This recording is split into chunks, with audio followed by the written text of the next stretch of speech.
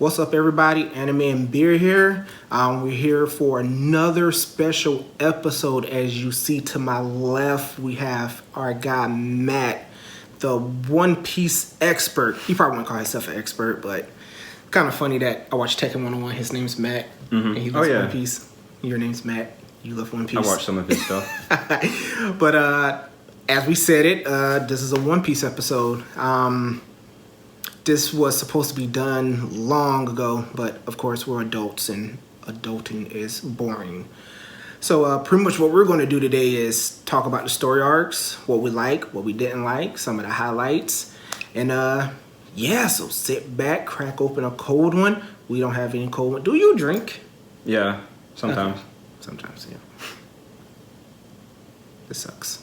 No beer. Anyway, sit back, crack open a cold one, and enjoy the show. So, One Piece. So, the future of One Piece. Because as we can see, talking about the past, it's not cutting it. Talking about the future of One Piece. I usually just when I'm talking to friends about One Piece that are caught up, I usually just talk about, we just talk about random stuff. Like, if the conversation goes to the past, then it goes to the past. If it goes to future stuff, then it goes to future stuff. But, you know. Ah, okay. Okay, so, matter of fact, perfect start. We're going to talk about chapter 995. Sure. Yeah, that's the current one. Kind of, because it's kind of a continuation of, well, all of them are continuations of the last chapter, but where are we at right now? We're in Igoshima. You know, that's how I say it? Onigashima. Onigashima. We're fighting Kaido. Pretty much, we're fighting Kaido. We're fighting Big Mom. Luffy's not fighting Kaido. The Seven Scabbards are fighting Kaido, though, which they got screwed over. Jeez, Oda. Kiku just got his or her arm cut off. Yeah.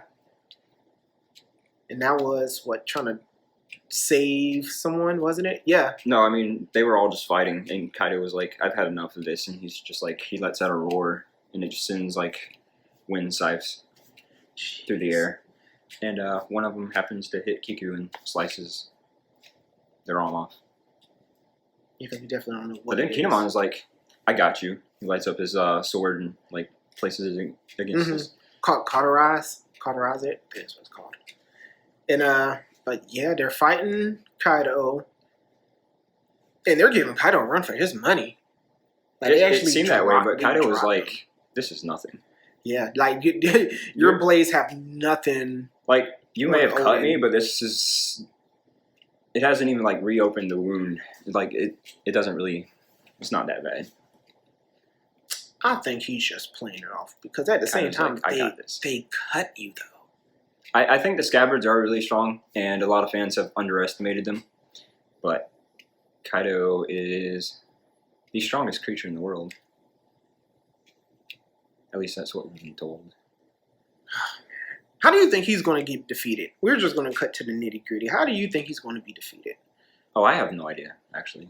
You have no thoughts? You haven't thought about it at all? No, because I haven't seen, a really good theory about it. That, that makes a lot of sense, and that's obviously how it's going to go, but, Not even the Zoro theory that Zoro is going to deliver the killing blow? Oh, man, he laughed on the lapel of people who think that. Zoro. Have you been seeing what Zoro's been doing lately? He's fighting a pool and he's kind of pissed about it. He's like, I want to help fight, and this guy's wasting my time. And Chopper's infected. I'm just going to throw that out there. Oh, yeah. But I think Chopper figured it out. A lot of people hate Chopper for some reason. I've been noticing that on Twitter. It's like, why? They're none of the Straw Hats get, as much attention as they used to, and it's well, the story hasn't really needed to give Chopper that much attention lately. Think so? Yeah. I mean, he had his little... He had the moment in Punk Hazard, and I think this arc, we are going to see a lot of the Straw Hats get their moments. Because usually, every saga at the end, there's this huge battle where all the Straw Hats fight the enemy, and they all have their really good moments. Arlong Park, Alabasta, Enies Lobby, Yeah. Dressrosa, kind of, sort of. Like, that was half the crew, but, whatever. I saw a video. It was like, how come we never see all the Straw Hats together anymore? Yeah. I think it's just because there's so many characters in the series now, not just the Straw Hats running around doing everything, because the story is more story-focused now. I think it's become a lot more story-focused ever since, like... So you think it's always been you think it has nothing to do with strength? Like having them all together is just overkill? No. I think Oda likes to... Oda's the author, by the way. 31 minutes in. Yeah, Oda's author, just so you didn't. Obviously, any author likes to do whatever they want with their characters, He probably wants this character, this place, with this character facing them, so he can, like, do something with them. Make kind of something cool happen, or an emotional moment, or, whatever. Yeah. It sure would have been nice to see all of them at Marineford. I think definitely Ace would have been saved. So maybe not. I mean, something like that is inevitable. But, just thinking out loud. I still don't think they would have saved Ace. Oh, man. I don't think. Like, even if the Straw Hats were there. Because it was Ace's decision to turn back around and go against Akihinu. Oh, that is true. Yep. It's hard-headed. Always running into something. Like it was because Akihinu was talking trash about Whitebeard. And Ace's respect for Whitebeard, he wasn't going to let that go. Marineford definitely was it was the arc where we took major losses. Like, from Sabaody Archipelago all the way to Marineford is, like, one of the greatest, like, storytelling experiences I've ever seen. Like, I mean, all that shit that happened in Sabaody Archipelago all the way to Marineford is just... it's amazing. Sabaody Archipelago, like Luffy facing against the Pacifistas and Kuma. Oh, yeah. And Kizaru. And all the supernovas being introduced. Rayleigh being introduced. Pirate King's right-hand man. That shit was crazy. Telling his introduction? Yeah. Oh, man, that's like one of my favorite moments. And Shaki, when she was like telling Luffy and his crew about like all these supernovas, all these pirates that are here from all over the Grand Line, and they've all come here to go to the second half.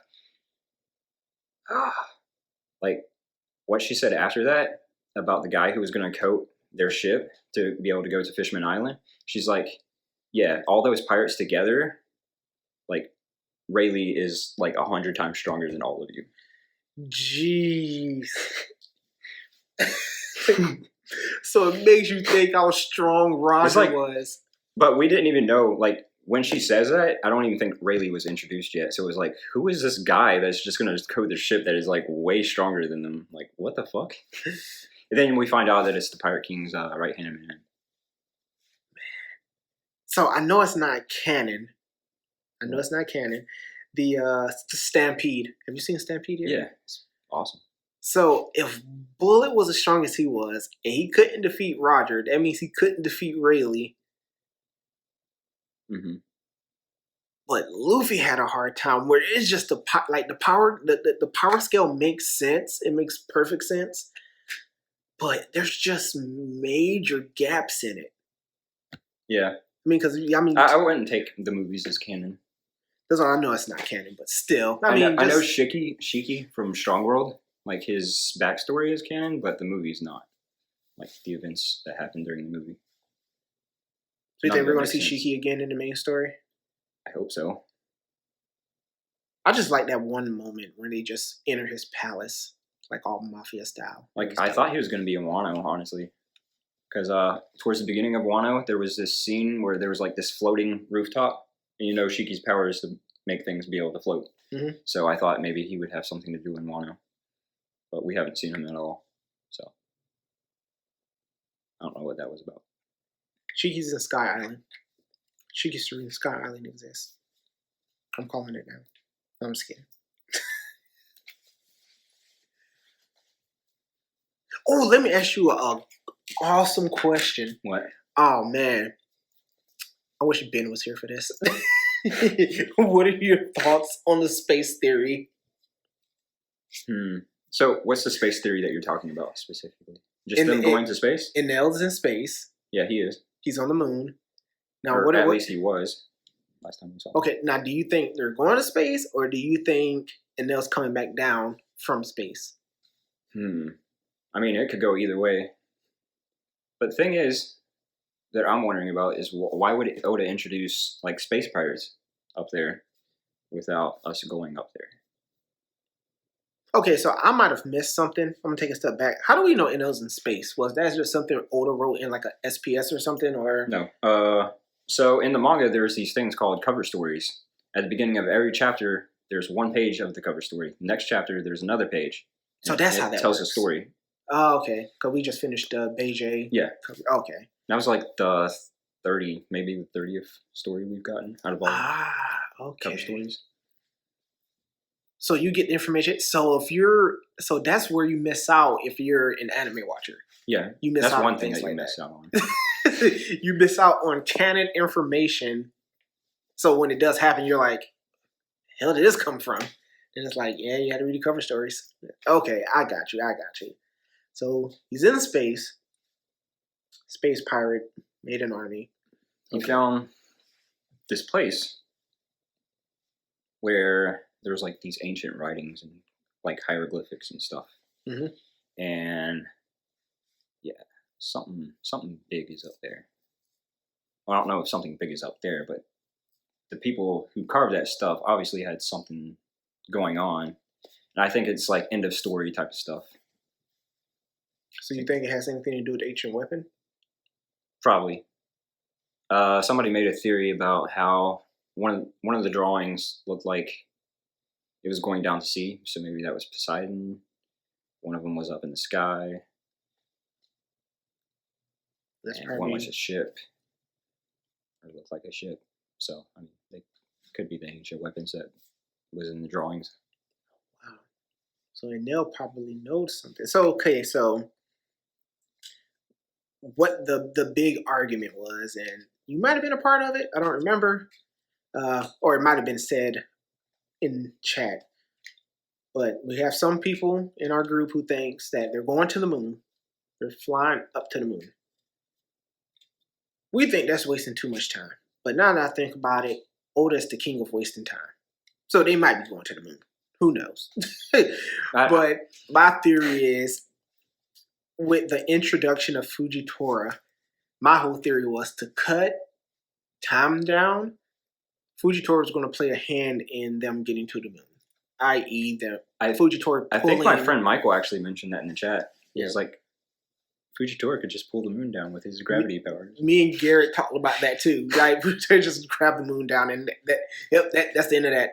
Yep, we're there. So I don't know if you noticed, but in Robin's flashback story, Clover, his like, I don't remember what the place is called, but the place where he was, he had like a globe, and it was like a planetarium. It had like a bunch of moons around the Earth, or their planet, wherever the fuck they are. But so the One Piece world could have like multiple moons. Oh, I never thought of it that way. Oh, and I also wanted to disagree with you on Oda wasting time. He does. He doesn't. He wrote that Dragon filler art. If that wasn't a waste of time, I don't know what was. He didn't write the filler art. That's anime stuff. Oda's not in charge of the anime. Yeah, well, he needs to be, because they wasted my time. I thought Oda played a hand in that. Jeez, that Dragon arc sucked. So, here's the thing. The anime wastes your time. Sometimes. Most of the time. All the time. Fillers. Skip fillers. Just skip all fillers. Matt, just read the manga. Yeah, just read the fucking manga. Just read the manga. Jeez. Because, honestly, I think if you watch the anime is currently almost just as long as the manga. But the thing is, it's covered pretty much the same stuff, but with added bullshit in it, basically. So ultimately, read the manga. Read the manga. If you want to enjoy it and not worry about 900 plus episodes, just read the manga. Trust me, you'll read through the panels quick. You get to enjoy the art. I mean, people are like, well, it's in black and white, blah blah blah. It's in black and white. It doesn't move. And how do you watch your fights? How do I watch the fights? You imagine. I read it. I imagine it. I read it, imagine it, and then I just go on Crunchyroll, Funimation, YouTube, and look up the fight. That's all you have to do. A good manga is definitely not as bad as you think it is before you like give manga a chance. Like I know there is some bad manga out there that is like hard to follow, but One Piece is not one of them. One Piece is pretty easy to follow. Like the way the manga is laid out, it's like he wrote it. Like you just have this long table, and like he just did nonstop writing and drawing. That's how I feel like the manga reads. Because when you read the next chapter, you're not lost, no matter how long it took for you to read chapter 90 to 91. You will not be lost. That's just how great the continuation is and how well it's written and drawn. Yeah. You don't even need to pick up the previous issue to catch up. So another thing I was going to say about the anime was that if it was like a proper adaptation and it like stopped from season to season, kind of like My Hero Academia does, you know? Perfection. But One Piece started way back in the day when anime was made to like just run year round, basically. So we don't have that luxury. One Piece doesn't.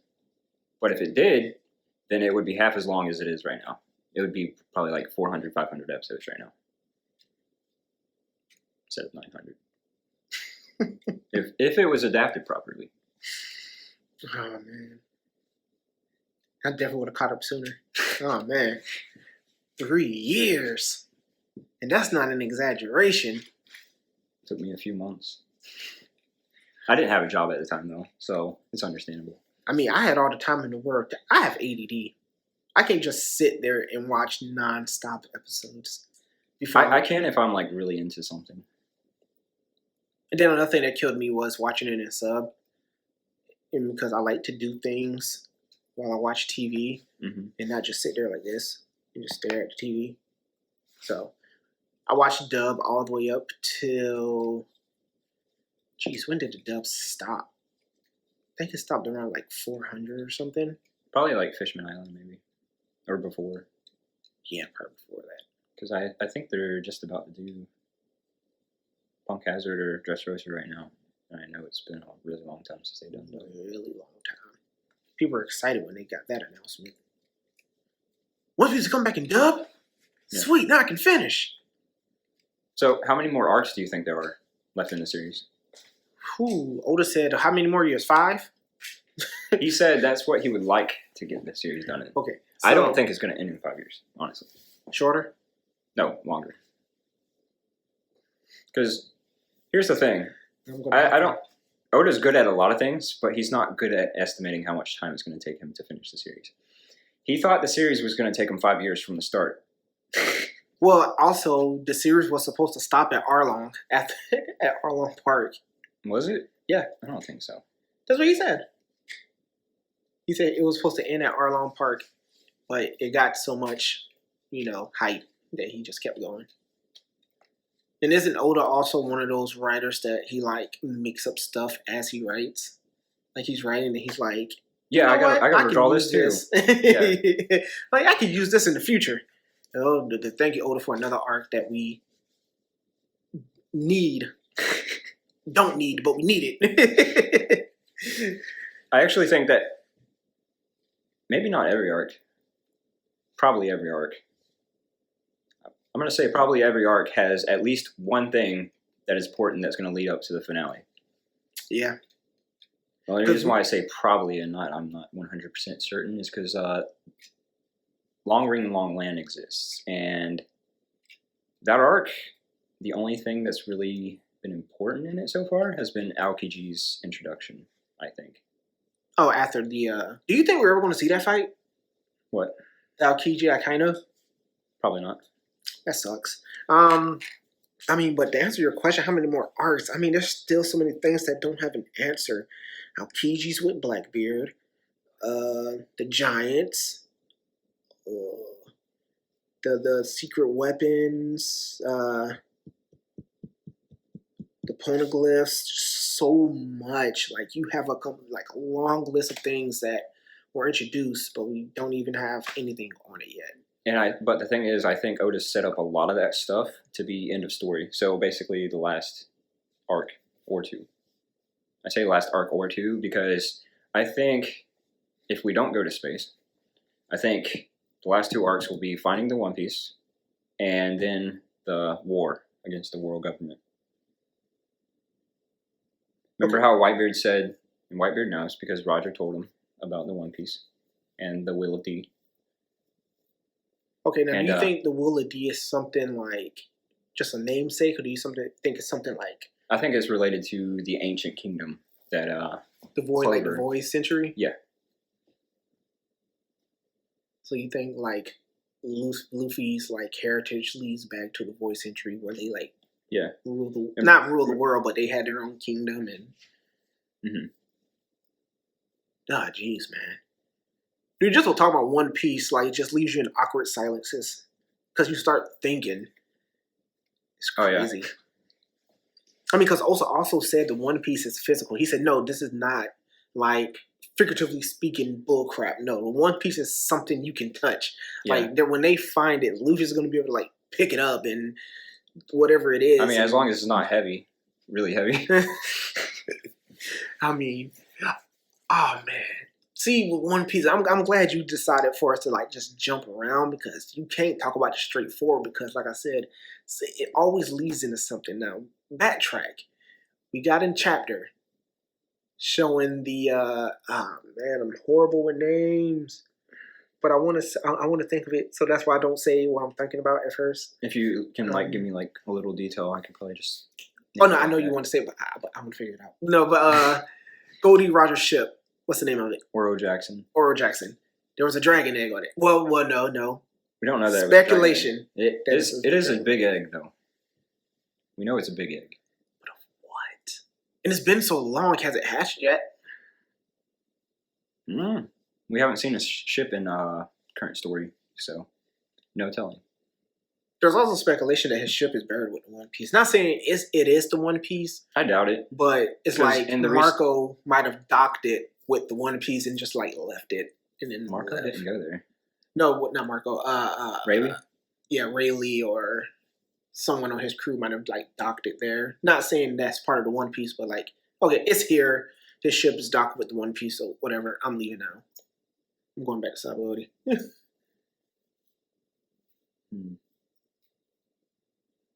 There's a lot of things I just want to see, just see it. Like I would like to see his ship because his ship.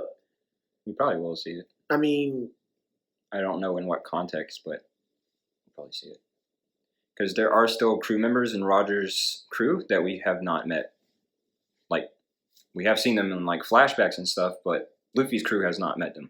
We haven't seen them in like current story. We've seen a good bit of them though. We've seen Rayleigh, Buggy, Shanks.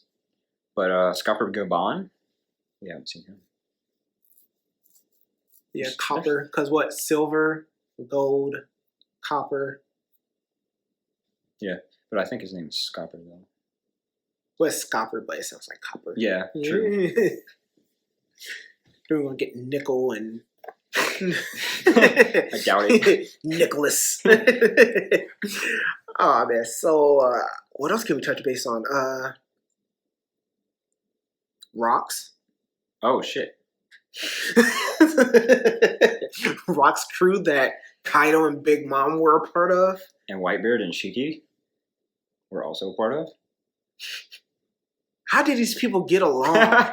They didn't. That's why they broke up. They freaking just ruled the seas. Like, we know that Big Mom and Kaido don't get along. We definitely know they don't get along. I mean, they are right now, but I think that's just I think they're just using each other, honestly. Oh, that's already stated. Yeah. Big Mom said that already, pretty much. Yeah. Oh, man. So who is Rox? Do you think we're going to see Rox again? Do you think Rox is dead? Oh, do I think if he's alive or not? I don't know. I don't think we have enough information yet to really know. I mean, he has to be like pretty powerful to pull some of the strongest people to his crew. Yeah. Not necessarily saying they listen to him, but I mean, for them to fly his flag and go under his name. Yeah, definitely. And Garp was like, he's a pretty big deal. So I mean, we get Garp and Roger both fought him. That should be enough. You know what's kind of funny though? That's crazy. Rox, we don't see him, but we see silhouettes of him. He looks like the guy from Crocodile's crew that wore the purple suit. He had like the little dress sticking up or whatever. I think that was. Oh, you talking about Mr. 5? Yeah. I think he wore purple suit. I never thought about that, but he kind of looks like him, like just a silhouette. Like he has like the stick up like dress. That's usually when I think of Mr. 5, I think of bomb boogers, booger bombs. Booger bombs. Oh no. Oh man. So pretty much One Piece is not as bad. Honestly, what I tell people about just anything, see for yourself. Don't go off of what people tell you.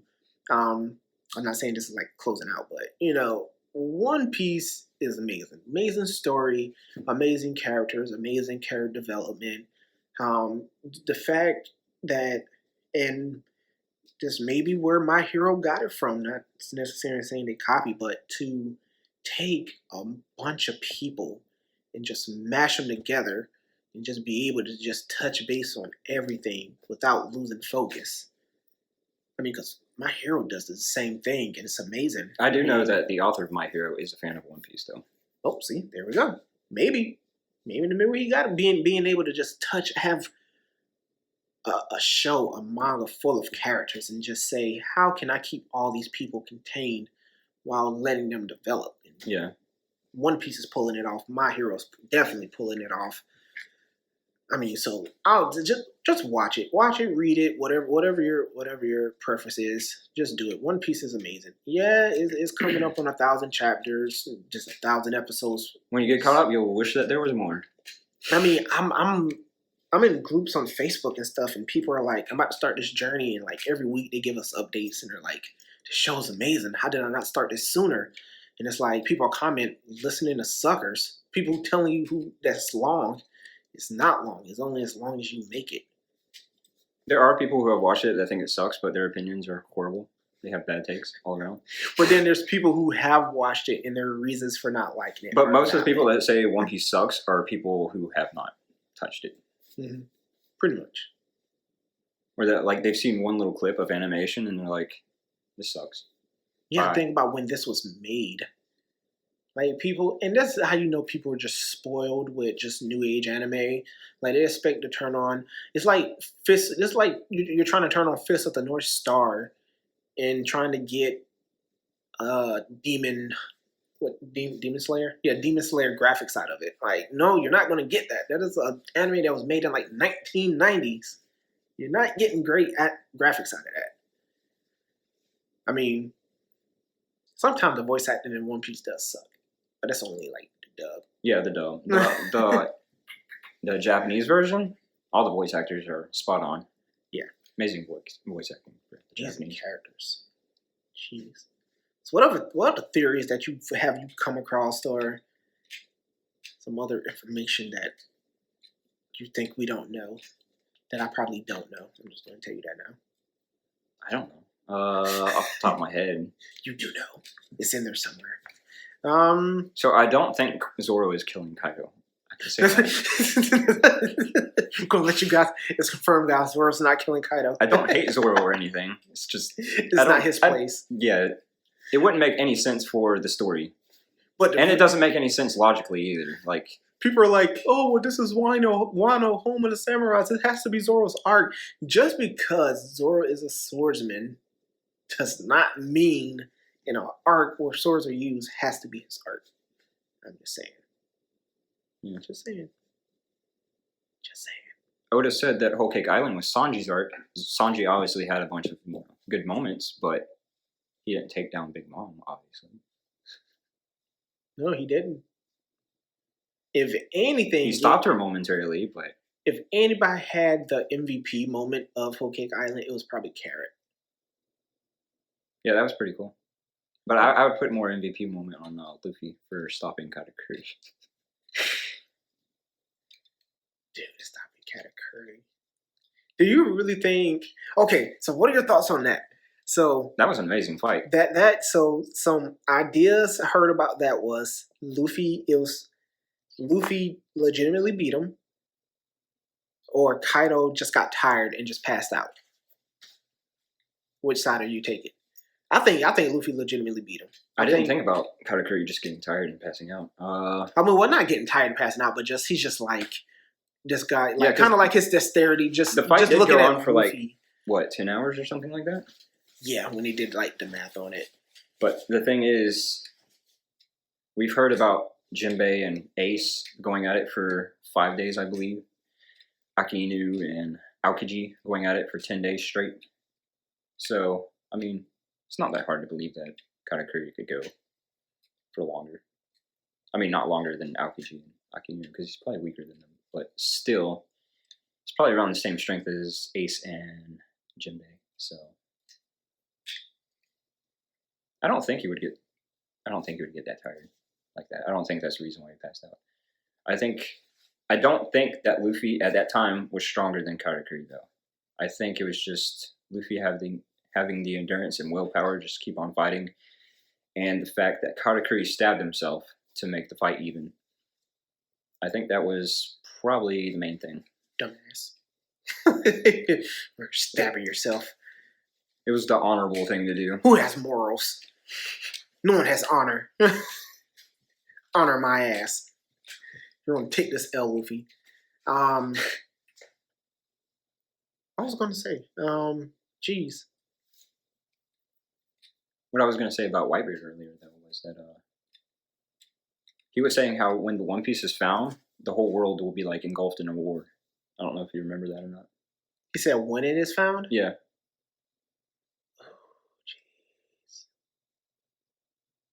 Okay, there's speaking of war. Something huge going on with that treasure, dude. So, some other theories. There's just going to be theories. I'm just going to throw out theories I've heard and just let him answer them. So, another theory I've heard. Kaido's going to get taken down. Big Mom is going to get worn out. Not necessarily defeated, but she's just going to get worn out.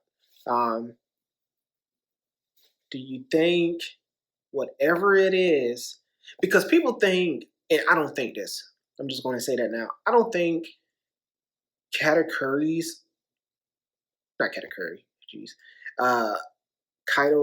ability, like, do you think his immortality is coming from his devil fruit? Or do you really think he's just immortal? I would like to believe that he's just immortal. That's me too. Same. Okay, so. But I have no idea. Do you think Blackbeard is going to show up to take another devil fruit? That's been a theory. I'm hoping that he shows up towards the end of Wano and takes Kaido's fruit. Yeah. Okay, do you believe in the Chimera theory? What is that? Blackbeard is actually like 3 different people, which is how he's able to get multiple devil fruits without dying. I don't know. Because it's already stated that you cannot have more than 1 devil fruit or you will die. Yeah. Blackbeard has the Yami Yami no Mi and the Goro Goro. It's the Goro Goro no Mi, right? I'm not sure, but it's the Rumble. It gives him quake powers. Earthquake. The quake fruit. So he has 2. How is that possible? And how is he taking them? Which leads to another theory that the knife that he had has some devil fruit taking abilities, because we see Burgess with one. Same type of knife. You might be on something. These are theories I've heard, man. We've seen 2 of the same knives held by Black Belt and Burgess. Not this. I don't think Burgess is using it to get a devil fruit. I think he's just using it to steal devil fruits. Because keep in mind, they also stole. Absalom? Yeah, they stole his devil Invisible. fruit and gave it to one of the crewmates. Sure, you got the devil fruit ability to turn invisible. So it's crazy. Like awkward silences over One Piece. So it's insane. It is absolutely insane. When do you think Luffy's gonna fight Blackbeard? Oh, that is a great question. I think at the Great War. I think once they find the One Piece, that's when they're going to fight. Yeah, that's what I put my money on. That's what we're going to fight. But more theories. Because they both want to become Pirate King, so it would make the most sense. Like they would battle it out to get to the One Piece. Another theory is that I'm just throwing theories because I'm noticing now some of them you don't know, which means you really only keep track of the good ones. But another theory is sometime after either Wano or Elbaf, somewhere in Endgame, somewhere near Endgame, Shanks. Oh, now I know what I was going to say, but earlier. But Shanks and Blackbeard are actually going to meet up again. In theory goes, and I know it goes against what you said way earlier, like in the beginning. Yeah. Blackbeard is going to kill Shanks. Yeah, I used to think the same thing. Word is going to get back to Luffy. And this is kind of going to be like around the time after Luffy finds the One Piece, and then he's going to go track Blackbeard down. Actually, I didn't hear a thing you just said. I'm sorry. You did? See? The last little minute, I was thinking about something. Oh, what were you thinking about? I was thinking about how I think that Shanks and Blackbeard, they can still fight after Luffy has returned the hat to Shanks, or even if he doesn't return the hat, them just meeting each other. The Shanks versus Blackbeard could still happen. I mean, because at the same time, so you could have both. We have not seen Shanks in action. Somebody did the math. They say Shanks only has literally maybe not even 30 minutes of screen time collectively. We do have some feats from him though. He stopped Akinu's Magma Fist when Akinu was about to kill Kobe. Yeah. So that's one thing that shows us that he's pretty strong. And another thing, he clashed with Whitebeard and the clouds split apart. Very similarly to the way when Big Mom and Kaido clashed. It shows your power levels. Not to mention, he stopped Kaido, actually. Because Kaido was on his way to Whole Cake Island. Yeah, we didn't see it, though, so I have no idea what happened. Which is what I was going to bring up earlier. When that happened, it was I was wondering what you think happened. Was it just kind of like a clash and Kaido turned around? Or do you think he It's possible. I mean, we really don't have enough information. We have no idea what Shanks and Kaido's relationship is like at all.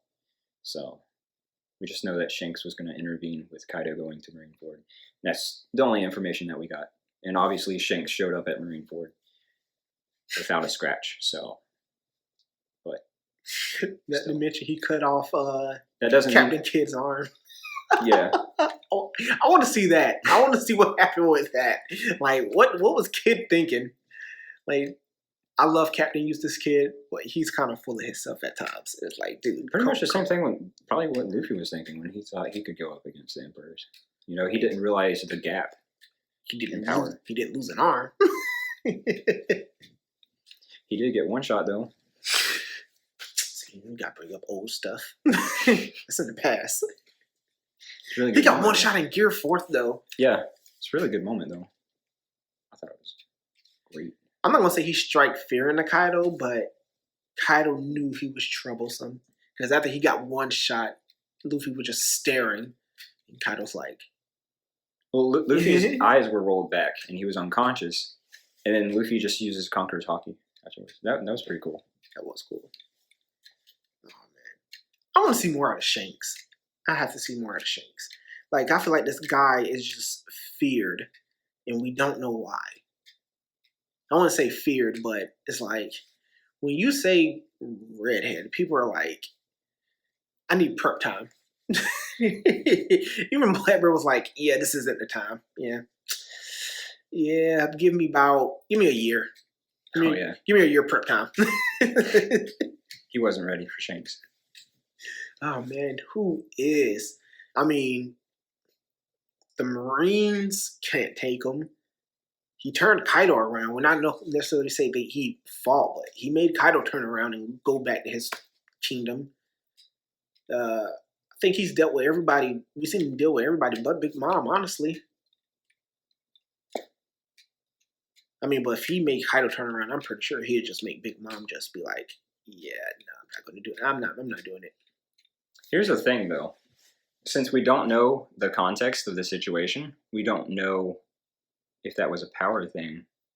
If Shanks was stronger, which I doubt he probably is stronger than Kaido, but it could just be something else. He could have brought up something like kind of like what Big Mom did. Remember what I did for you? Yeah. What do you think that is? I don't know. Lifelong debt. Could be possible that Big Mom has something to do with his inability to die. Because you know how she's able to take life from people or souls. What if her awakening is being able to reverse that? Or it couldn't be or it can't be an awakening. I guess she can just do it. What is your theory? There is a lot of different possibilities. I'm gonna title this "What is your theory?" What is your theory? Not that Law was going to be the one to aid in the defeat of Kaido by taking away his immortality. Oh, do you think Law is going to die in this arc? Jeez, I hope not. But it's honestly getting to the end of the road for him. I mean, and it's like, once this is over, what else is there for him? Yeah. But to be an ally. But even still, I don't think he'll be an ally that would just sit around. Yeah. I mean, I don't see him doing what Columbus is doing. What the whole Grand Fleet's doing. Yeah, they're just going around doing their own thing, whatever they're doing. I don't see him doing that. Like when Law was introduced as a character with a purpose. And I think once that purpose is gone, and that purpose is being shown to be just fading away. I mean, the main thing he wanted to do was take down Doflamingo. But since he introduced the idea as them going after Kaido, I guess he feels like he has to keep up on his end of the deal. Do I think he's going to die? Ultimately, I think so. I don't want him to, but I think he is. Just because, like you say, once he holds up his end of the deal and takes down Kaido, and hopefully nobody busts Doflamingo out of jail, I think that's it for him. Yeah, I think that's it. That's just me. My personal opinion. But we'll see what happens as the show progresses. So you know how Doflamingo said that Law's Devil Fruit has the ability to give somebody the immortal, like the immortal surgery, like he can perform that, but he has to give up his own life in exchange. So I remember watching a video or theory about how maybe Law could like reverse that situation, like take immortality from somebody who's already been granted immortality, but still have to give up his life in the process. So maybe that's how they take down Kaido. I think so. No other way. I mean, not saying that has to be the way, but that would like send Law out with a bang.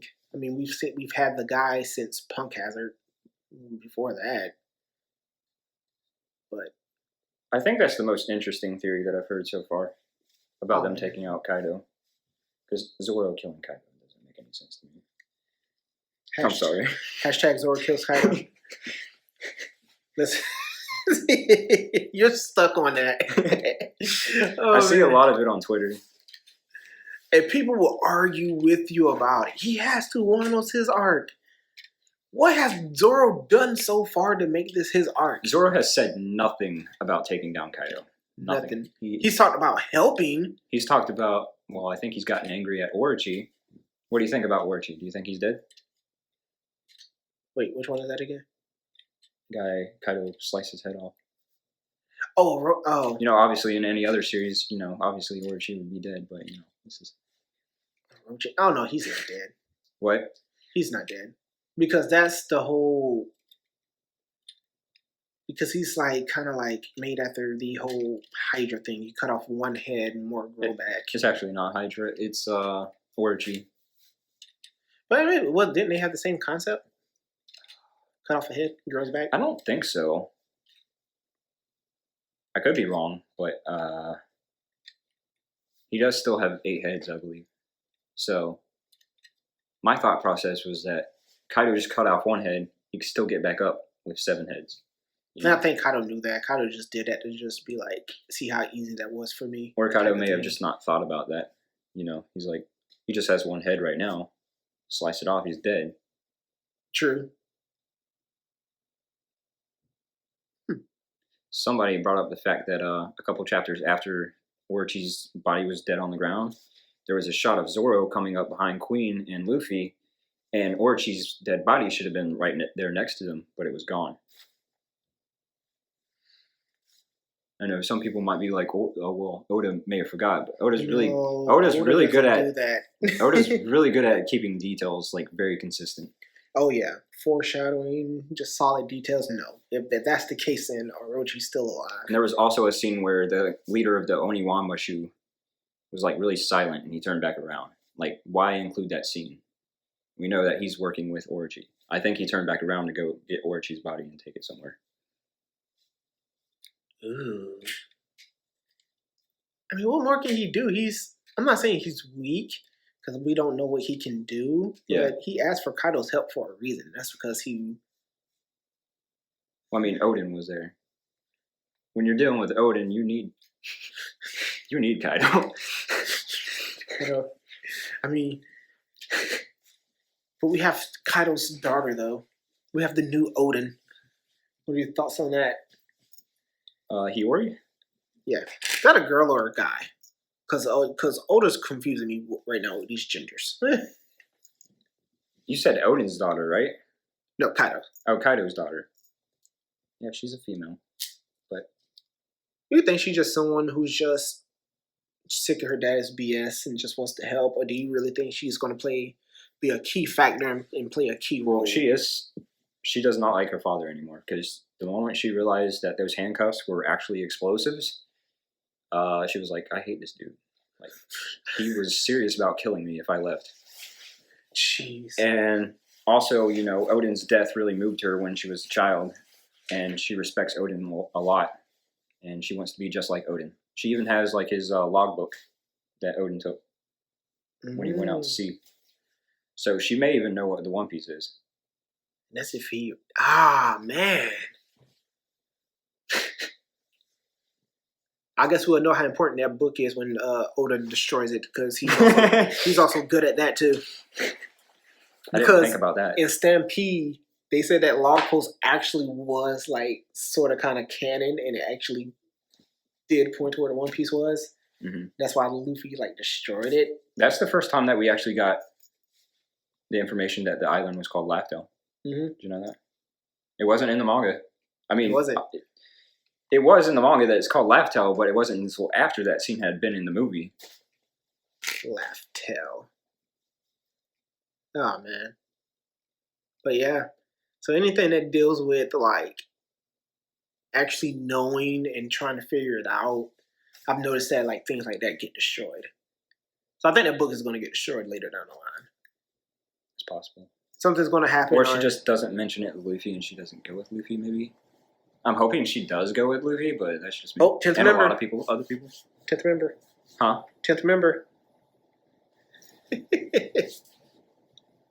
Isn't Jinbei the 10th member? Is he? What we got? Luffy. So no Brooks 9. So yeah. Oh yeah, so yeah, Jinbei's 10. Dude, that guy can drive a boat. Oh yeah. Jeez. So some people think that there's going to be just 10. Some people think that there could be 13. And the reason for 13 is because in each portion of the story, like each ocean that they've gone to, like there's two halves of the Grand Line, and there's the East Blue at the very beginning of the story. Every part of the ocean, Luffy has gotten 4 crew members. So, he's just gotten 1 here in the New World so far. So I mean, didn't Luffy say he wanted to stop? Do you really think Oda's really gonna change his mind about that and just really give him more members? Or well, the thing is, Luffy said at least 10 members. So thought he meant 10, like a solid 10. Do you really need that many members? So there could still be more. I would love to see Yamato join up because I love her character so far. I mean, if she's pushing herself as the next Oden, then it's possible. She's gonna ask, "Hey, can I go with you?" And somebody also I saw a theory about how Momo could go with him. Momonosuke. So do you think he's just going to pass his title as king off to someone else and go, or? I mean, because in theory, that's the part where I don't know. The thing is, Yamato could go, and Momonosuke could be like the next shogun, or Momonosuke could go, and Yamato could keep the title of shogun while he's going, and he could return and then become shogun. I mean, it could go either way. What do you think about Vivi?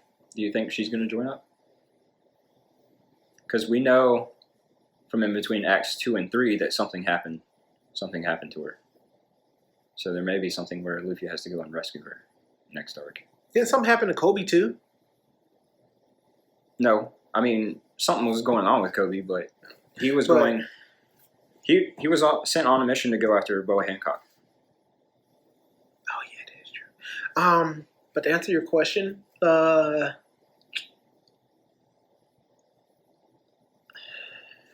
your question is, will she become a member? I mean, obviously, Luffy would be like, yeah, sure, come with us. Because they're friends. I don't know. The only reason why she stayed back there in Alabasta was because that was her kingdom and she wanted to. What I think is going to happen, here's my theory. Here's my personal theory. I haven't gotten this from anybody. A lot of these characters that people say are going to be crew members or whatever, like Vivi and even Usopp's friend, I keep forgetting her name, Kaya. I don't think they're going to join the crew. I mean, it was never mentioned that she would join the crew, but Vivi, I don't think they're going to join the crew. But there's going to be a moment, even during the war, because Luffy has a grand fleet that he was just given because he turned it down, and Zoro was like, "Dude, really?" What I think is going to happen is during the Great War, I think it's just going to just sporadically happen. Nothing. There's not going to be any prep time. Nothing. I mean, there is, but you'll get what I'm saying. They're going to be at war. It's just going to be Luffy's crew, and word is eventually going to get around. Like, hey, Luffy is going to look for Blackbeard, or Blackbeard is looking for Luffy, or something of that nature. So it's going to take a while for people to get there. So right as, I'm not going to say Luffy is going to be defeated, but as all hope is lost for the Straw Hats, I think that's when his Grand Fleet's going to come. That's where all these allies like the Fishmen are going to come. That's when Vivi and her kingdom are going to come. That's when all the people of Sabaody are going to come. I think Luffy has more allies than what we're led to believe. And I think that's going to, me personally, I think that's going to play a role in this final battle. I think it's going to come down to a last hope type thing. Mm-hmm. Like Luffy and the crew are just going to be like, no, this is it. There's nothing we can do. We can't win. And then off in the distance, you're just going to see a bunch of ships, and it's just going to be like, wow, they called for more reinforcements, and somebody's just going to be like, I don't think they're with Blackbeard. And they're like, what do you mean? Isn't that Orlumbus' ship? Isn't he the one we made allies with? And they're going to be like, well, isn't that such and such? Isn't that such and such? And it's like, Luffy, your grand fleet is here. Yeah, I've definitely envisioned it the same way. But the thing why I mentioned Vivi specifically is because in between Acts 2 and 3 of Wano, it was implied that something happened to Alabasta. And we don't know. It was implied somebody died at the Reverie, and there was an attempted murder. And we know King Cobra, Vivi's father, was questioning about the poneglyphs. And we know the world government doesn't like questions about the Void Century. Mm-hmm. They kill people if they get too close to that knowledge. So King Cobra asking specifically about that knowledge, probably going to get him killed. So he could have been the murderer or the attempted murder. Personally, I think that was the attempted murder. And wait, no, I think that was the murder. I think King Cobra died. And I think the attempted murder was Sabo attempted to probably murder one of the Celestial Dragons. That's what I'm leaning towards. Because we saw where Bonnie and Kuma? Bartholomew and Kuma, or what, husband and wife? It wasn't really said. It could have been anything. And she actually, what was it? She spotted Sabo sneaking around. I think so. So, yeah. Oh, man.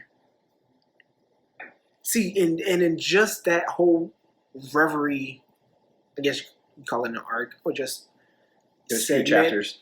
Yeah, just in that segment alone, so much happened. We have Sabo. We don't know what happened to Sabo, but we have Kuma and Bonnie. That we have Vivi. Big Hat, Shanks showing up to talk about Blackbeard. Well, actually, we don't know who he talked about.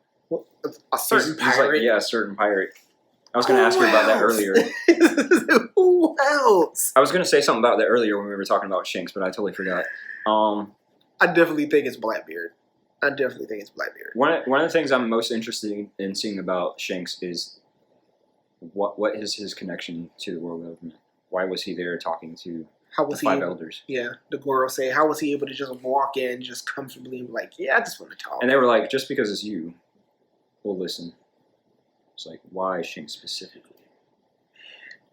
Do you think Shanks could be a former Celestial Dragon?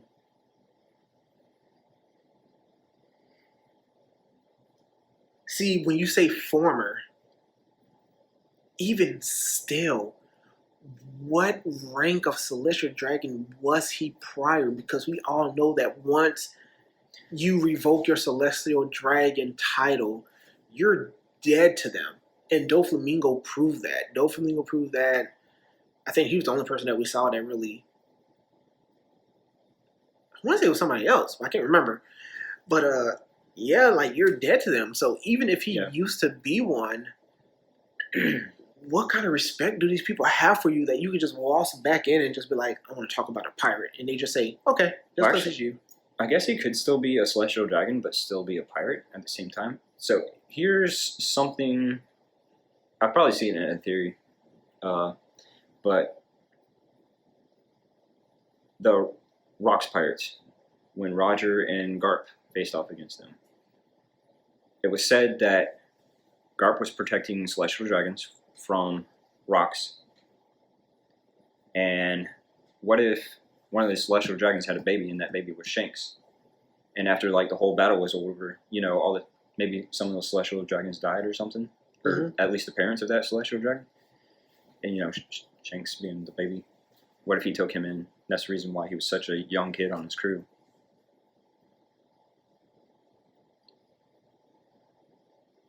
But still. Because the first time we saw him, he looked like he was like 5 or like less than 10 years old at least.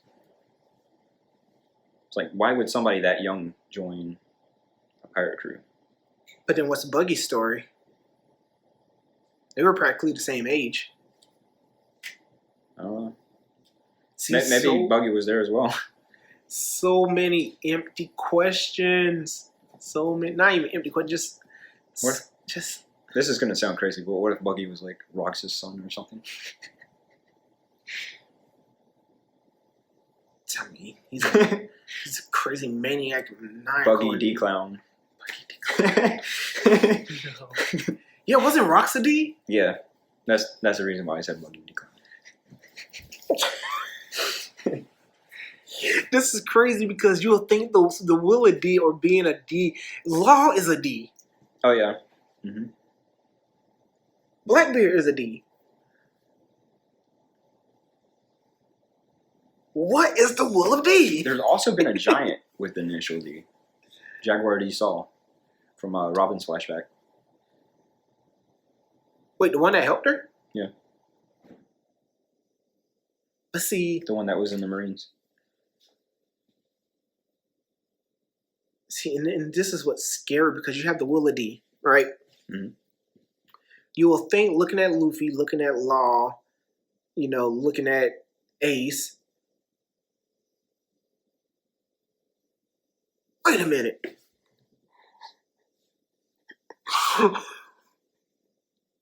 Okay, you have Monkey D. Luffy. Mm-hmm. Goldie Roger. Portgas D. Ace. Portgas D. Rogue. Okay, so what's the connection? Okay, yeah, Monkey D. Luffy. Monkey D. Dragon? Yeah. Monkey D. Garp. Monkey D. Garp. Okay, so we're gonna start back Garp because that's as far back as we know. Porkish D. Ace. His mom was a D, wasn't she? Yeah. Portgas D. Rogue. Okay, but then you have Gold D. Roger. Mm-hmm. So they were both D's and they got together.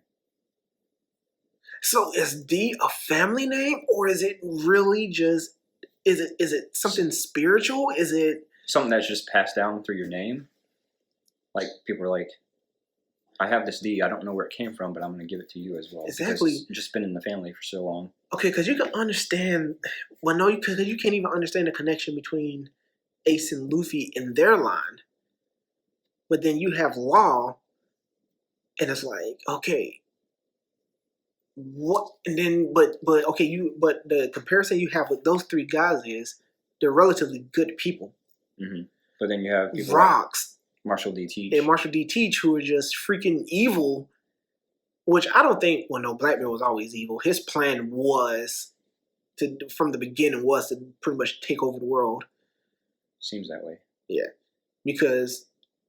Which I'm gonna get to something else that's confusing. Oh man, this is gonna be like a 3-hour episode. But I have to cut it up. But you have. Oh geez, what was I saying? Okay, they're just evil. So. Like, what is the connection between all of them? Is that what you're trying to say? Yes, what is the connection? What if there's even a connection? Oh man, my head hurts. So I don't know if you've heard about this theory or not, but the people with the D initial are probably from the Ancient Kingdom. Mm-hmm. So you've heard about that? No. Oh, okay. I'm just not in agreement. Like they're from the Ancient Kingdom. Yeah. Okay. I can see that. So that's 800, 900 years ago. So they're probably all from the same like royal family, maybe, or maybe not even that. I don't know. But honestly, there's one person we're sleeping on and that I think knows. But I think she knows Luffy just doesn't care. So she just won't say anything. Who are you going to say? Robin. I don't think she knows. Because she does not know the history of the world. She's going to find that out along with the crew when they get to Raftel. Or Laftel. Because the Rio Poneglyph, which is at Raftel, is what tells you the history of the world.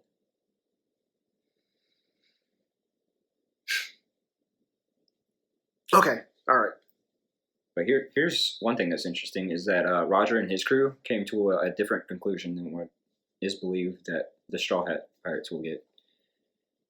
Because Robin asked him, like, didn't Robin ask him, really, what the history was? I don't remember. And Rayleigh was like, well, Well, the thing is, you could come to a different conclusion than us, so it's probably better off if you just like go off and find it out for yourself. Oh, jeez. So it's one of those perception things. Could be. Why? Oh, the why. And then you're going to threaten us with 5+ more years of this. 5+ more years. No. What else was I was going to say? Jeez. So much to say. There's so much to say and just don't know how to say it. Oh, man. Okay, so Pluton.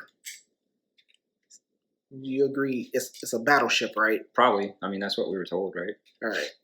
So,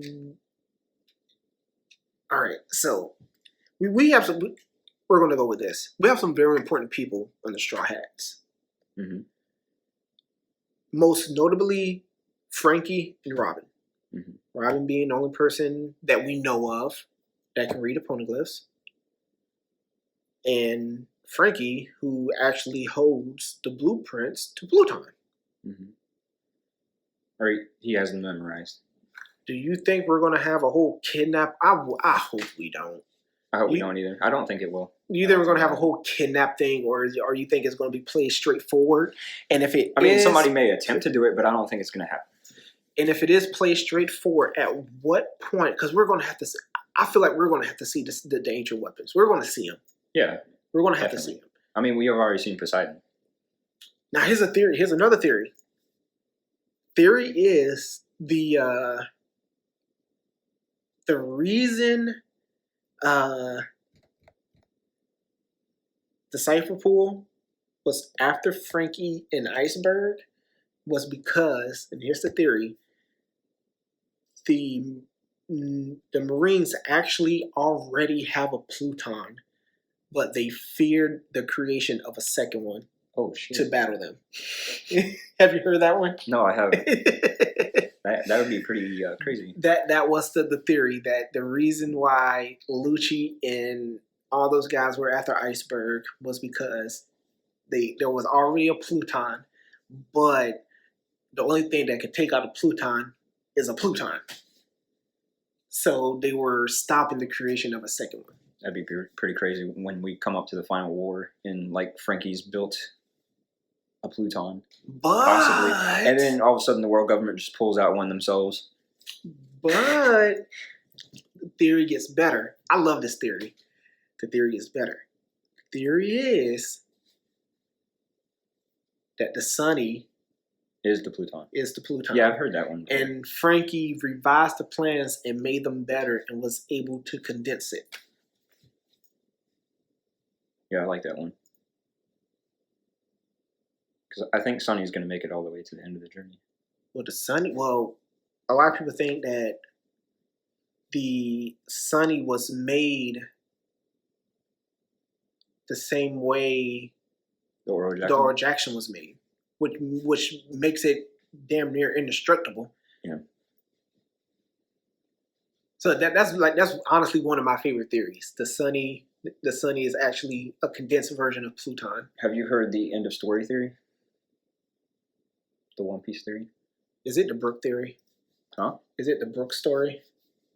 No, that theory sucks ass. It's Brooks. No, it was two of them. It's one that Usopp's telling the story, then it's like Brook telling the story. I do not like that theory. Those theories at all. It's like it would not be satisfying, not in my opinion. Well, go ahead. What's the theory? So it's more about like the last arc, not just like versus the world government though. It's like kind of like what the One Piece is. So this is assuming like the One Piece is the ancient weapons. So Luffy has all 3 ancient weapons. They learn about the Void Sentry, which I'm pretty sure they're going to learn about that. And obviously they're pissed off about it. What happened? They're pissed off at the world government, so they want to do something about it. Go there. Go to where the world government is, like their base, which is Marijoa, right? Mm-hmm. You know how Marijoa is like straight up on top of Fishman Island? You know the prophecy that they heard when they got to Fishman Island about how somebody would come to the island wearing a straw hat would destroy the island? So the theory is that Luffy and them would use the ancient weapons to destroy the Red Line, and obviously it crumbling would fall on Fishman Island, and obviously Mary Joa on top would fall down as well. Mm-hmm. Be destroyed. And the Red Line being destroyed there would make sure that all the oceans would come together, because right now they're separated because of the Red Line. It goes all around the world. And that would create the All Blue, all the oceans coming together. So then you have, that's 3 people's dreams right there coming true. Sanji, Robin, and Luffy, and Frankie, actually. Because Frankie's dream is to get the Sunny to go to the end of the Grand Line. Ooh, it could be Brooks too, because when they destroy it, and then... Well, that's on the other side. I mean, they could do that as well. I don't know how he would write that in. Like, destroy the line, and all of a sudden, Laboon just comes through the Red Line. So the thing is, where Mary Joa is, that's on the other side of the world of where Laboon is. I mean, he could have been traveling this whole time. So, I mean, they could do both, where they destroy the Red Line. I mean, because after they find the One Piece, they're going to be way more closer to where Laboon is than they are where Mary Joa is. So instead of backtracking, they could just keep on going forward and go back all the places that they've been already. You kind of see what I'm saying? Yeah. Like, they're at the end of the Grand Line where One Piece is, and then they just keep on going in the same direction that they've been going. They reach the Red Line where Reverse Mountain is, but there's no way to get up because there's not a path up. Right. At least that we don't know about. We haven't been told that there's a path over there. There could be. But they could destroy the Red Line there, meet Laboon, and keep on going. Maybe revisit some islands, some people along the way. Yeah, with 3 ancient weapons attached to your ship. Oh, man. Just One Piece. One Piece theories are a story all their own. They really are. It's amazing. So you haven't heard that theory, have you? No. It's a really good theory, isn't it? That is a good theory. Oh, man. Because technically, yeah, Fishman Island wasn't destroyed. I mean, they went through some crap, but it wasn't destroyed.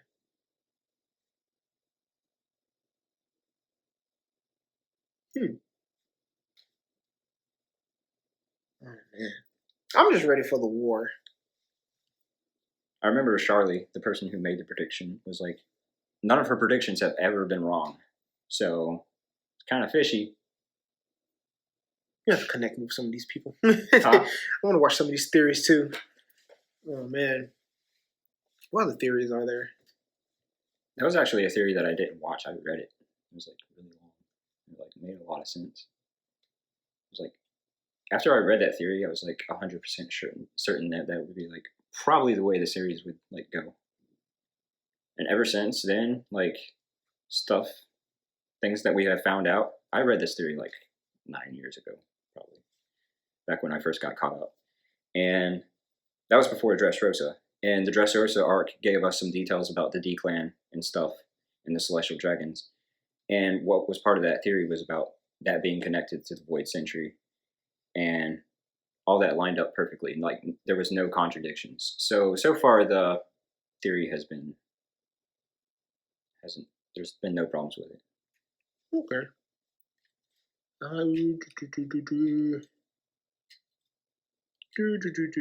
I'm excited for Elbaf. I think everybody's excited for Elbaf. Did you know that there's some people who think Elbaf doesn't have to happen? It's like ridiculous. Elbaf is just going to answer a lot of questions. Okay, so here's one thing I thought about twice already when we were talking about the big straw hat in Mary Joa. You think that's a giant straw hat? That's the first thing that crossed my mind. That it belonged to a giant. And obviously earlier when we were talking about Jaguar D. Saul and Robin's flashback, that being a marine giant. Forgot what I was going to say. Oh, speaking of him, do you think he's dead? I've never thought about that actually, so I don't know. Probably. I mean, last we saw Akiji froze him, but We all know. I mean, we've But then seen the people island who like burned to the ground. Me and Aokiji could have picked them up. I guess so. They were friends, weren't they? Yeah. Aokiji was just upset that it's kind of like, yeah, you let her get away. I have to punish you just to say I did something, type of thing. I think. You're probably right. It's been so long since I've seen that. Okay, so speaking of Aokiji, mm-hmm. Do you think he joined Blackbeard as espionage, or he's watching him, like maybe him and Akainu came to some type of agreement, or what are your thoughts on that?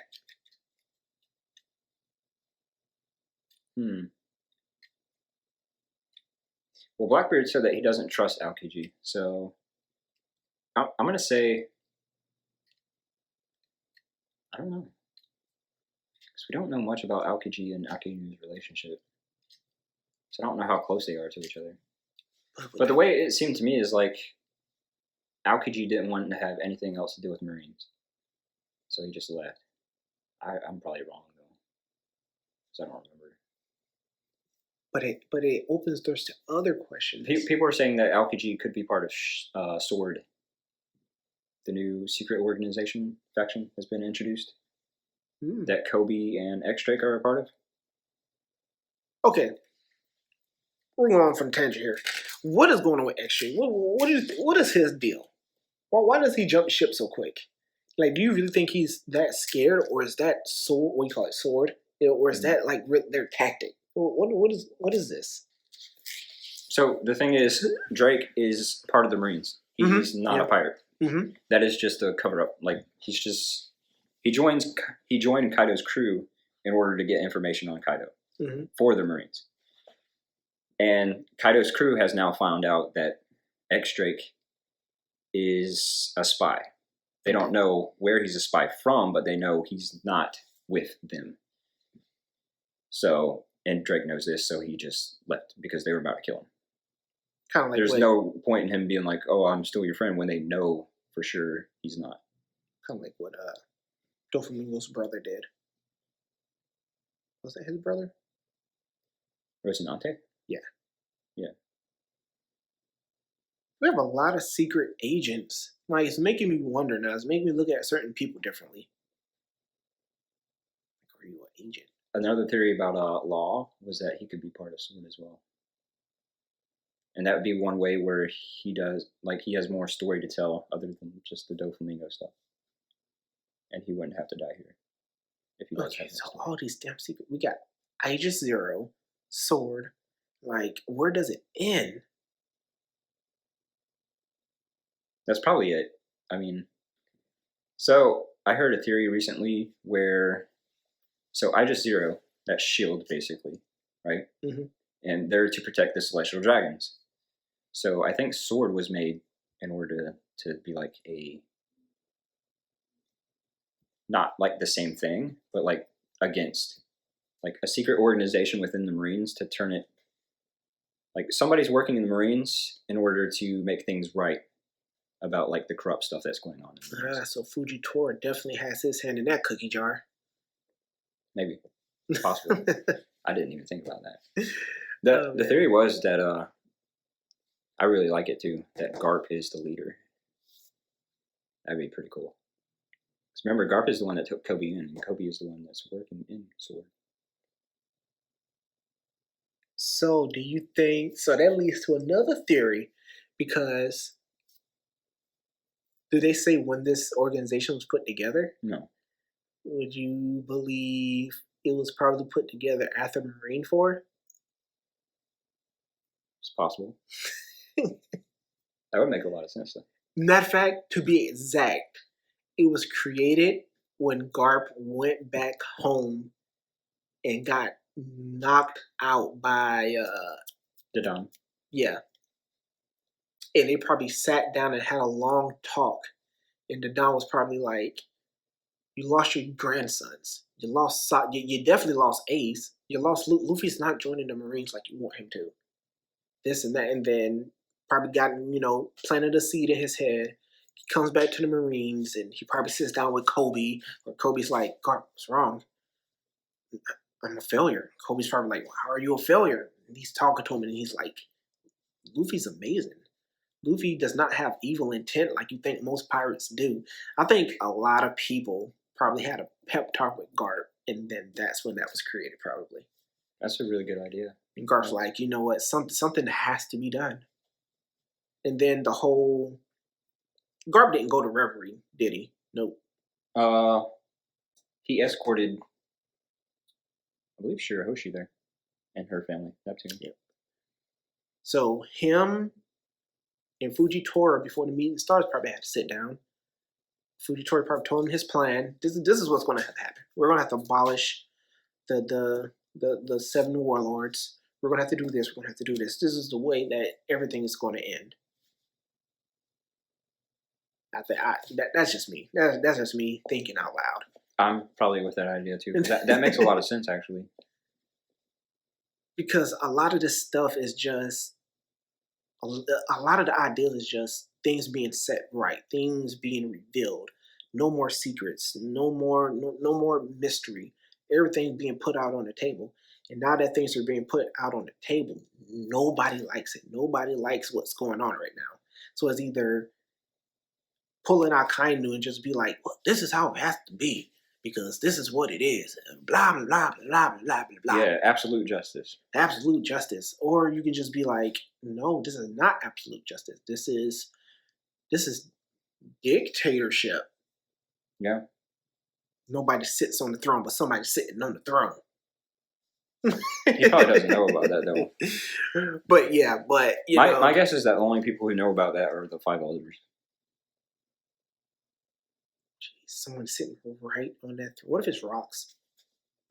Oh, what if it's Shiki? I didn't think about it being rocks. That's not Shiki. Shiki's way too big. That's not Shiki. No, but just must have lost a lot of weight. Damn, he's been on the run. Wait, and shouldn't he be in prison? It's definitely not Shiki. No, it's not. Because he escaped from prison. He escaped from Impel Down and used his power to leave, to escape. Mm-hmm. Because they had his legs chained up and he chopped his legs off. Yep. He's not in Impel Down. But, because he was the only person before Luffy that ever broke out of there. Mm-hmm. Ooh. What is your theory on retribution for... Okay, it's retribution for Ace. It's going to be Sabo versus Akainu. I like that idea more than I do Luffy versus Akainu, honestly. It's going to be fire versus fire, or magma versus fire. Mm-hmm. Because the whole idea that people are like, okay, magma burns hotter, but Sabo is going to prove him. Well, I mean, science already proves that, but, it's an anime, so everything's exaggerated. So Sabo is going to pull a rabbit out of the hat. Well, now that I think about it, most fights now aren't just 1 versus 1. Sometimes it's like this guy versus this guy, then something else happens, they get split up, then this guy versus this guy. Mm-hmm. It's like a bunch of action just going on all over the place. So it might not just be Sabo versus Akainu. But do you really think? But do you think we're going to get I mean, obviously we'll probably see them fight each other. We fought Lucci for a quick second. Stampede. A lot of my references go back to Stampede. So many One Piece movies, I just know Stampede. Stampede was great. Stampede was great. A lot of action in it. Oh man, Stampede was great. Jeez.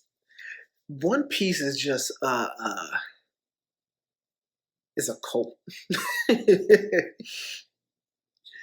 Man, like I said, you can just think of many stories. Just when you sit and just think about it, just so many stories. Because so much is going on at one time. Yeah, there's almost 1,000 chapters. It's not like it's boring stuff. It's like it's not boring stuff. All of it's exciting. What do you think about the crocodile theory? Oh, him being Luffy's mom? Yeah. No. No, but what do you think about him being a woman, though? That's possible, but... Ivanka saved him. I used to be like, oh, cool, maybe he is Luffy's mom. But then I went back and reread some chapters in Alabasta, and I was like, nope, doesn't make any sense. Because nowhere does it say that Ivanka's power erases your memory. So that's really Luffy's. So why would she whoop his ass the way she did? Crocodile was trying to kill Luffy.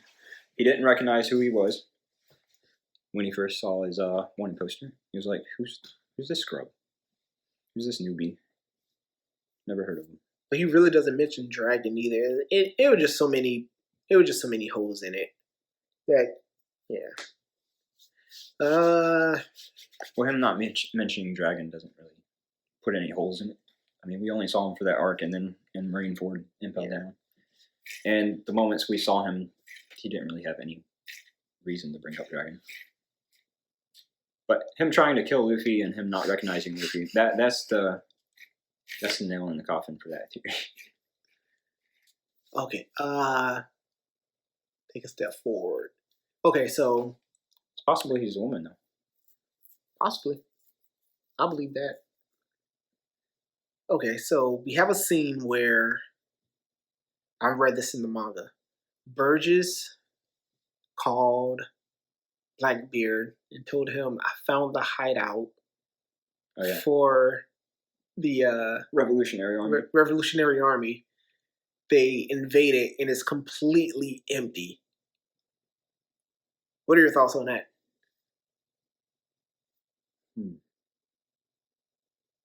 I forget what was going on at the time.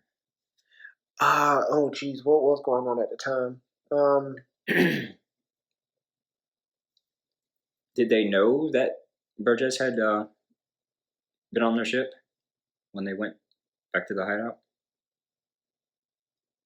No, that could be the reason why. He snuck on it, but I think they said they got word that they saw him hanging around. Like they saw him outside because he thought he was being sneaky. But I think someone spotted him. But what was mind-blowing was he found it. I mean, we don't know the time frame between him finding it and them going inside, but to move as many people and as much things as you did without Burgess knowing, that's impressive. You left no trace. I don't remember that. I remember obviously Burgess being there and the fact that he was calling the Blackbeard Pirates saying, "Come on over, I found the hideout." Yeah, they went inside this place. And there was nothing inside whatsoever. Because it was kind of like, where did they go? It's like, I don't know. Well, it didn't show that. It was just like the next time we heard about it, it was in the newspaper. And we just heard that I think the Blackbeard Pirates just like came to the island, raided it, and that's pretty much it.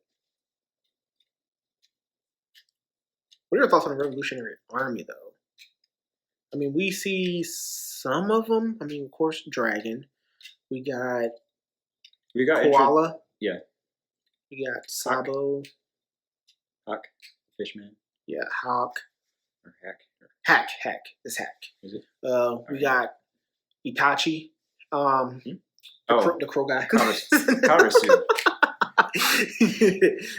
I was like, Itachi. I don't think there's a guy named Itachi in there. He's pretty badass though. Like he looks badass. I like that he has that mask on, the same one that the guy from Overhaul. Yeah, a similar mask. Plague mask. He's like talking into it, and then I think he turned it off at one point. He's just like mumbling, and people can't hear him. One Piece characters. That's just anime. Where it's the little things that matter. Yeah, the revolution. What role do you think they're going to play in this? I mean, we talk about the war. We're talking about like Grand Fleas. We're talking about Kaido, Big Mom, Blackbeard. People who are going to be heavy hitters in this war. Where do you think the Revolution Army is going to fit in all this? Do you think they're going to be a part of the war? Do you think they're going to serve their purpose before the war, after the war? Who, the Revolutionary Army? Yeah. During, not the Wano War, but the world government. Now, do you I think Oda has been saving Dragon for the end of story for a reason. So we obviously know Luffy knows who his father is. Yeah. I mean, we don't necessarily know that he knows what his dad looks like. I think the first time he ever saw him was when They showed him a picture of him in the newspaper, the one we were just talking about earlier. Well, Dragon knows what Luffy looks like, but does Luffy know what Dragon looks like? I mean, obviously he met him at Logtown. I don't know if he saw him because Smoker had him pinned to the ground. Yes. Smoker had Luffy pinned to the ground. But I mean, do you think they're gonna go in this on their own accord? And Dragon's just like, while we're here? Or do you think something's gonna happen to where they're gonna kind of like have to help Luffy because they had no choice? Or do you think Dragon's just gonna completely be like, I don't care if that's my son. You know what you have to do it.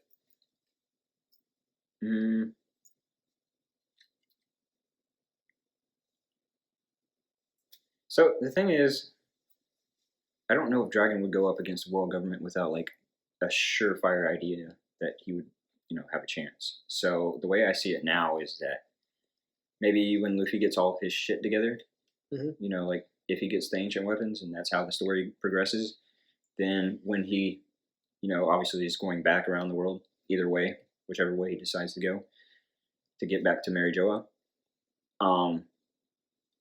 maybe he'll come across the Revolutionary Army and, they'll talk about stuff and maybe the Revolutionary Army join up with him.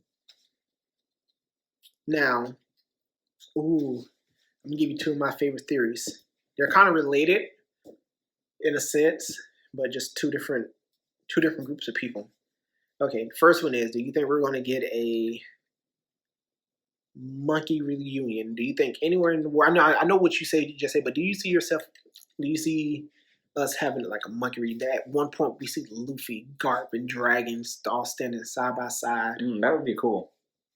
Just at something. We don't know what they're going to be battling. Actually, if things go the way I just said, and they're at a war with each other, revolutionaries, Straw Hats against the world government and the Marines, then Garp would be there with the Marines.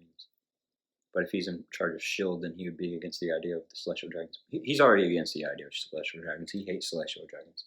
So he does it because it's his job. I think if Oda wrote it that way, then yeah, I think he's going to have a scene with all three of them together. That'd be so dope. Now, I think there'll be probably some really funny stuff going on then, and some really badass stuff going on then as well. Oh man! All right, so this one, kind of the same. This is my favorite one. I tell people this theory all the time, and you're going to see where I'm getting at when I start. So we're on the battlefield. All the Straw Hats are going at it. All of a sudden, Usopp gets popped by I forgot the guy, the sniper on Blackbeard's crew. Von Auger. Yeah, they have such a weird name. No wonder I can't remember him. So that happens. He's coming up. The Usopp delivered the final blow. Pow! You already know where I'm getting at. You think he's going to kill him? No. Is that what you're saying? The person who tries to kill Blackbeard's sniper is going to try to kill Usopp. But Blackbeard's sniper is going to get sniped. And it's going to be by Usopp. Oh, you mean Usopp's father? I think Usopp or Yasopp. I think he knows Usopp. I think he knows what his son looks like. I think he knows. He knows his son. But he's just going to see him in the distance on the battlefield. He's going to be down and almost out for an account. He's just going out, pow. And Usopp's going to be like, who did that? And he's just going to see his dad walk towards him like, sup, son? He's almost a greater sniper than I am. I don't know. I just like that theory. That's just one I thought of. I didn't read that. That's something I came up with. That's something I just like. I am a big fan of reunion type theories. I like theories where people who haven't seen each other in a long time or haven't seen each other at all just finally come together for a common interest. And I think this last little segment of One Piece that we're going to be getting after Wano is going to be incredible for that type of stuff. I hope we get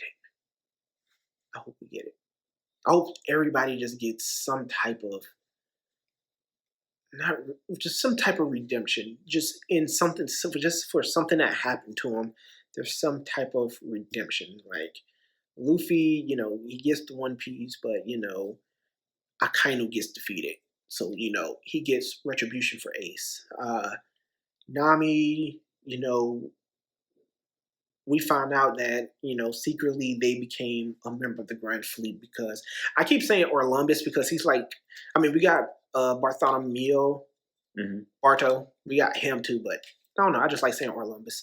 But, Orlumbus. My favorite part of the Grand Fleet is probably Bartholomew. His barrier food is beast. Well, that and I just like his character. He's really funny. He's like Luffy senpai. When he first met Luffy, because he came off as like this tough guy, then when he met Luffy, he's like, I think he was like Luffy! he was introduced as like the cannibal or something like that. Yeah, he had like super sharp teeth.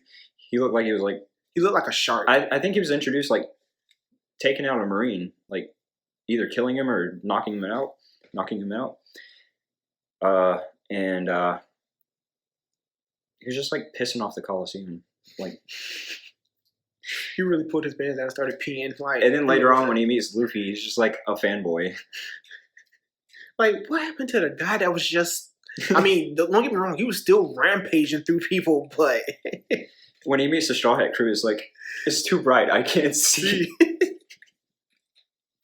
Oh man, it was great. And he was so excited to help Robin. I think at one point he does help Robin. Robin called him like Rooster Head or something. Yeah. And he accepted it. And he wanted everybody's autographs as well. Oh man, everybody's like, what's wrong with this guy? I think Robin like signed Rooster or something. He's actually Garrett's favorite character too. I think for like the same reasons. But that's pretty funny, dude. But yeah, I would like to see everybody just get some type of redemption. Like I would like to see something where Robin, where you find out she isn't the last of her people. Well, in Whole Cake Island, it was introduced the concept of the 3-Eye Tribe. Apparently, they have the power to read poneglyphs. Their third eye. Is that the same as Robin, or is this a whole new group of people? That's a whole new group of people. Pudding? Remember, she had a third eye. That was the whole thing behind that. That's why she was important to Big Mom. So the question is, could she read it? Because that wasn't really the talk of anything. It was just the wedding. The only time we really see the poneglyph is when Brook gets it. He gets it, but that was it. Yeah. So maybe Big Mom does know what it says. It's possible. I hated Pudding. She sucked. I don't remember the first half of Whole Cake Island all that well. I need to go back and reread it, honestly. You don't need to go back and reread it. Yeah, I do. You don't need the type of negativity in your life. The first half was so negative. It was just, it hurt. Did my man Sanji wrong? It was like he chased after a woman for so long that when he finally got one, she did him dirty. And that was like so messed up. Yeah. Well, I know all that stuff. It's just more about like the lore and stuff that was being introduced at the time. I'm not really familiar with. Like, that's when all the Vinsmokes got introduced. I think we're going to see them again. Yeah. We're going to see them at the final battle. What do you think happened to Caesar Clown? Just flew away. We never saw him again. When the castle fell over. Big Mom's castle.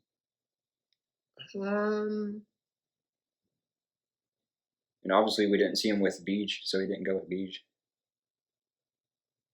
in the cover story.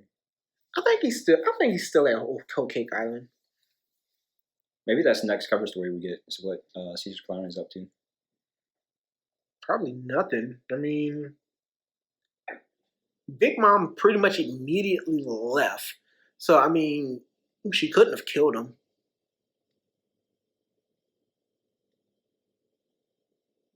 I think he's just chilling. Now, he's got to be doing something. Obviously, he's not doing nothing. And all the cover stories are of characters that we've already been familiar with. So it's not like we're going to see the Revolutionary Armies. We've only gotten a couple of chapters with them. There's not going to be a cover story about that.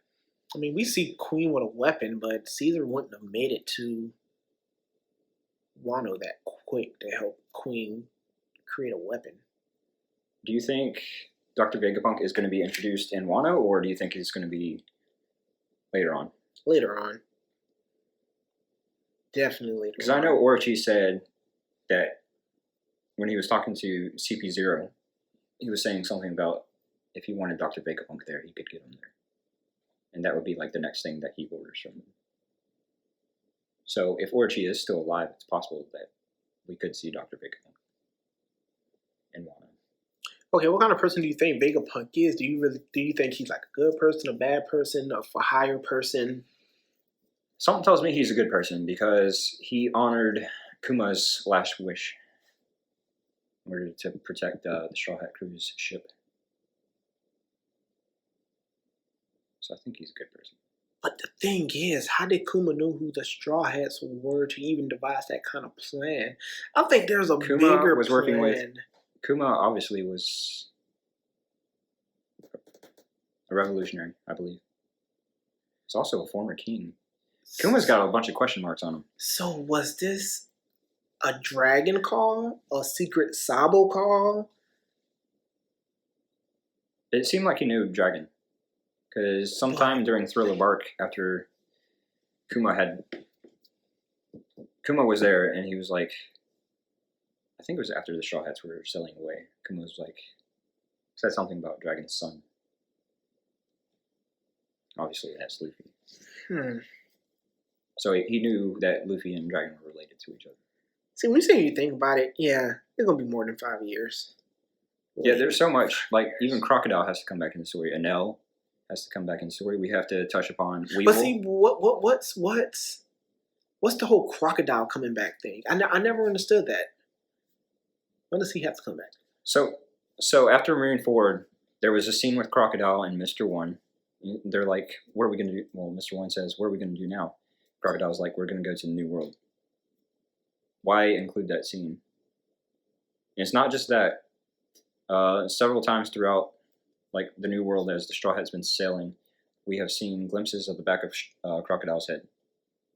I think there was 2 instances where we saw him reading the newspaper, and then the most recent one we saw him from the side.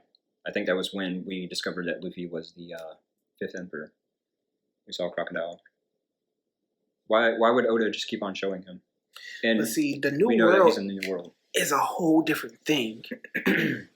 The only way you can make it to the New World is if you're strong enough to make it to the New World, which means Crocodile got stronger. Mm-hmm. I think Crocodile was a lot stronger than a lot of people give him credit for. Just because Luffy took him out in the first half of the Grand Line doesn't mean that he's weak. Luffy lost against Crocodile twice before he was able to defeat him. You gotta think about that. I remember reading a thread on Twitter one time talking about how like strong Crocodile was. I forget every point that they made, but it like convinced me that Crocodile was a lot stronger than what a lot of people think he is. Like just by some of the stuff that he did in Marineford. His awakening will be broken, turning everything to sand. I'm pretty sure that's what his awakening would be. You said turning everything into sand? Yeah. Yeah. Jeez. I'm taking over your city. No, you're not taking over our city. Just turn it to sand. Just yes, I am. Obviously, Lucci probably got stronger as well. That I didn't understand. Lucci, he took a loss and then he comes back and gets a promotion. I don't understand that either. They haven't explained that. Like, yeah, you took a loss, but we're going to put you in this new group called Aegis Zero, where, like, wait, what? Wait a minute. And it seems like it's some of the same people as well that were in CP9. I know Kaku, Lucci. The girl, I forgot her name. Stussy? Yeah. She wasn't part of CP9, though. No, the woman with the glasses, blonde hair. The one that had the Khalifa? Yeah, Khalifa. We don't know if she's part of CP0. She was there. Was she? No. The only people we know besides... Oh, the other person I was going to mention was Spandam. He's part of CP0 as well. Yeah, he's Lucci's. But Khalifa, we don't know. None of the other ones we don't know if they're returning or not. And Kaku took the biggest L. I'm just gonna say that now. From Zoro? Yeah. Honestly, all of them lost in bad ways. Because it was Impel Down where we got, was it not Impel Down? Enies Lobby? Enies Lobby, where we got Azura, mm-hmm. which I feel like there's more to that than I hope so. I hope we see that again. Zoro's only used that twice in the entire series. Yeah. Then and against Kuma, I believe, in Sabaody Archipelago. Then we got Diable Jambe, which is like my favorite move from Sanji. He spinned around. Yeah. He's like, why are you spinning? What is that going to do? What about Hell's Memories? What was Hell's Memories? Him thinking about what happened during the 2-year time skip being chased around. Oh, jeez. He had it bad. Oh, man. He got it worse. He got it worse than anybody. Oh, man. I love that. It was like, if we catch you, we can have our way with you. I love that scene in Fishman Island when he was just like, I ran and I ran and I ran some more until I could fly. So they explain how he learned airwalk. Oh man, Sanji got it bad. Sanji was just hilarious during that arc. Him just having all those nosebleeds. He almost died because of it. Yeah, Chopper was like, if you bleed one more time, you're gonna die. I remember when they were underwater and they were in that bubble. And, like, nobody could, like, pop it or they would all be doomed. And Sanji had a nosebleed because he just saw Nami move. That was simply it. He was like, oh my god, it's a real woman. He just had a nosebleed and it propelled him off the ship. He went flying through the bubble. No, when Sanji got mad at Luffy because Luffy told his story about Amazon Lily, he was like, wait, you're on an island full of women? It's not fair. Because he got sent. Yeah. Like, oh, man. Dude, Sanji definitely had, like... It's funny because Frankie... I felt like Frankie, Usopp, and Chopper were supposed to be the comic relief, but I felt like between Zoro and Sanji, they were more of the comic relief. Oh, man. Frankie's got them, like, laser nipples or whatever. He could change his hairstyle by pushing his nose. Frankie just did some unnecessary stuff to himself. I'm just going to say it now. You can disagree if you want to. He did unnecessary modifications. They were all necessary. In his eyes. Jeez. I'm just saying. When would that ever be helpful? Cyborg. I don't know. Dude, what do you think Frankie learned from Vegapump's old lab? I mean, we know what he learned, but I think Oda has been known to... His whole thing is... It's more than just the obvious. Yeah. So like he'll introduce something like long ago, and you won't think about it like later on because it's just like you just forget about it because there's so much stuff going on. Mm-hmm. And he'll like bring back that idea, and he's like, "This is what he learned from that." And he's like, "Holy shit!" Like, I don't even remember that. Like I do, but I didn't think that made a difference. Yeah. He probably did learn some stuff in that lab. What though? What have these guys? What have they all? Because like I said before, in the recent chapter, Chopper knows why. Knows what Queen, what that bullet was. He knows what that bullet was. But what shocked him was he got infected too. So it's like, oh, and I think that was done on purpose. Yeah. So he can test it on himself. Oda's not slick. He made that happen so Chopper can experiment on himself to figure out what it was. And then he can save everybody else. It did work on Brook because he's just bones. Bones. Like you have no skin, you have no muscles, you have no blood vessels. Yo! I love Brook. Brook is awesome. I love all the Straw Hats. They're all awesome, man. Just One Piece. And we're going to come to a close. We're sitting at 2 hours and 14 minutes. Dang. And we're not even... There was more to be said. There was indeed more to have been said. But unfortunately, I'm recording with my phone and we ran out of time. But if you made it this far, we just want to thank you, and we just appreciate you guys for watching and or listening. And there's more of this to come. With us just starting off, we don't have the, I guess you can say, quote unquote, proper equipment to keep things going as smoothly as we want, but we're working on it. But there will be more videos to come. So again, thank you for making it this far. Thank you for watching. Please like, subscribe, follow our social media, which will be posted in the description box below. Again, tell us what you want. Tell us what you want to see, what you want to hear. We're up for suggestions, so just please criticize. But once again, this is Anime and Beer, signing out.